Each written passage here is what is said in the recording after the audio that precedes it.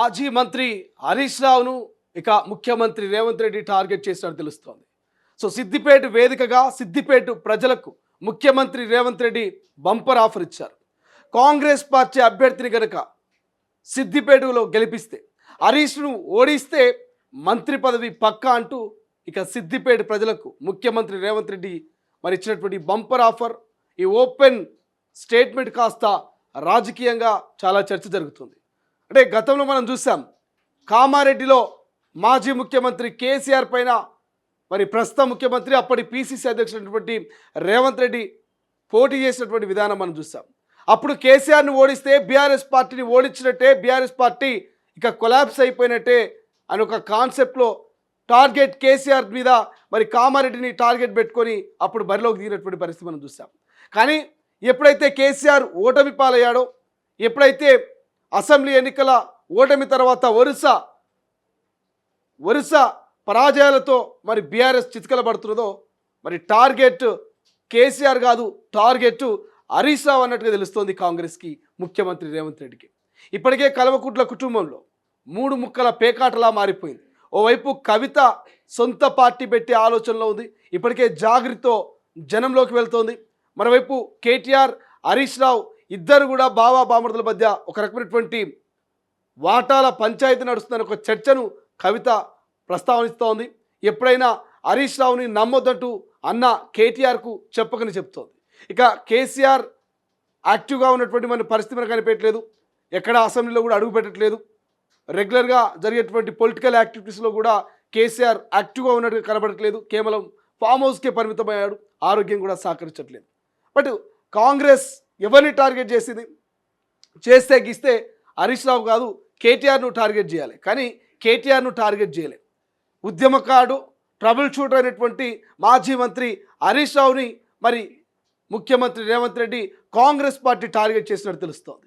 Next Siddipet నుంచి ముఖ్యమంత్రి రేవంత్ రెడ్డి హరీష్ రావు మీద పోటీ చేసిన ఆశ్చర్యపోవాల్సినటువంటి అవసరం లేదు. కేవలం హరీష్ రావుని ఓడగొట్టాలి, హరీష్ రావు ఓటమే మరి ముఖ్య లక్ష్యంగా పెట్టుకున్నటువంటి కాంగ్రెస్ పార్టీ మరి భవిష్యత్ ఎన్నికల్లో ఏం చేయబోతుంది? నిజంగా సిద్దిపేట ప్రజలు హరీష్ రావును కాదని కాంగ్రెస్ నిలబెట్టినటువంటి అభ్యర్థిని గెలిపించే అవకాశం ఉందా? ముఖ్యమంత్రి మరి అక్కడ వివేక్ వెంకటస్వామికి, దామోదర్ రాజనరసింహకు బాధ్యతలు ఇచ్చింది, కాంగ్రెస్ అభ్యర్థిని గెలిపిస్తే మంత్రి పదవి పక్క అనేటువంటి ఒక స్టేట్మెంట్ ఇచ్చింది. మరి ఏం జరగబోతున్నది సిద్దిపేటలో? మరి నిజంగానే ముఖ్యమంత్రి ఇచ్చినటువంటి స్టేట్మెంటు, ముఖ్యమంత్రి విసిరినటువంటి సవాలు సిద్దిపేట ప్రజలు స్వీకరించి కాంగ్రెస్ పార్టీకి పట్టం కట్టబోతున్నారా? హరీష్ రావుని ఓడించి ఇంట్లో కూర్చోబెట్టబోతున్నారా? నిజంగానే ముఖ్యమంత్రి రేవంత్ రెడ్డి టార్గెట్ హరీష్ రావేనా? హరీష్ రావు మీద రేవంత్ రెడ్డి పోటీ చేయబోతున్నాడా? ఇట్లా మిలియన్స్ ఆఫ్ ప్రశ్నలు ముఖ్యమంత్రి రేవంత్ రెడ్డి స్పీచ్ తర్వాత సిద్దిపేట ప్రజల్లోనే కాదు, తెలంగాణ ప్రజల్లోనూ, రాజకీయ విశ్లేషకుల్లోనూ మరి ఇవే ప్రశ్నలు నెలకొన్నాయి. ఎందుకు మరి సిద్దిపేటని టార్గెట్ చేశాడు ముఖ్యమంత్రి రేవంత్ రెడ్డి?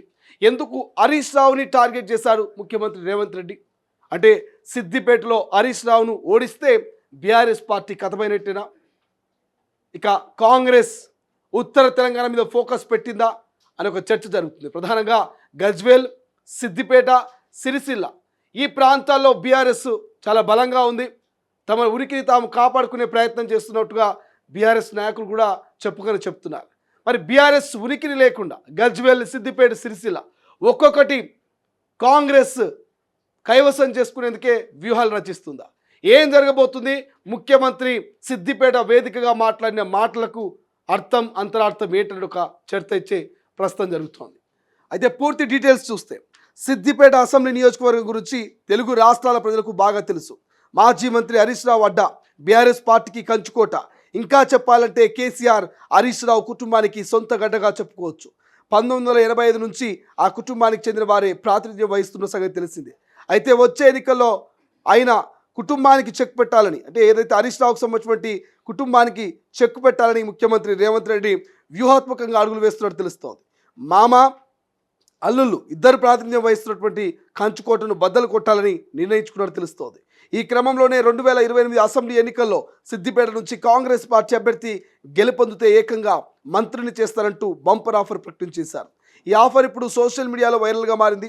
సిద్దిపేట అసెంబ్లీ నియోజకవర్గంలో కాకా పుట్టించారు ముఖ్యమంత్రి రేవంత్ రెడ్డి. సిద్దిపేట వేదికగా ముఖ్యమంత్రి రేవంత్ రెడ్డి చేసిన వ్యాఖ్యలు కలకలం రేపుతున్నాయి. సిద్దిపేట జిల్లా నంగునూరు మండలం నర్మెటలో ఆయిల్ ఫామ్ ఫ్యాక్టరీని ప్రారంభించిన సీఎం రేవంత్ రెడ్డి అనంతరం రైతు భరోసా పథకం అమలు సైతం ప్రారంభించిన సంగతి తెలిసిందే. ఈ సందర్భంగా సిద్దిపేట అసెంబ్లీ నియోజకవర్గంపై తన వ్యూహాన్ని బయటపెట్టారు. 1985 నుంచి సిద్దిపేటలో ఒకే ఒక్క కుటుంబం, సిద్దిపేట ఎమ్మెల్యే హరీష్ రావు కుటుంబం సాగిస్తున్న ఆధిపత్యానికి 2029లో తెరపడనుందంటూ ఆయన ధీమా వ్యక్తం చేశారు. వచ్చే అసెంబ్లీ ఎన్నికల్లో సిద్దిపేట నుంచి కాంగ్రెస్ అభ్యర్థిని గెలిపిస్తే ఆ గెలిచిన వ్యక్తిని నేరుగా తన క్యాబినెట్లోకి తీసుకుంటానంటూ మంత్రి పదవి ఇస్తానంటూ కూడా ఆయన ఓపెన్గా ప్రకటించడం ఇక సర్వత్రా ఆసక్తిని రేపిస్తోంది. అసలు ఏం జరగబోతుంది సిద్దిపేటలో రానున్నటువంటి ఎన్నికల్లో? మరి కాంగ్రెస్ వర్సెస్ బీఆర్ఎస్ మధ్య మరి పోటీ ఎలా ఉండబోతుంది?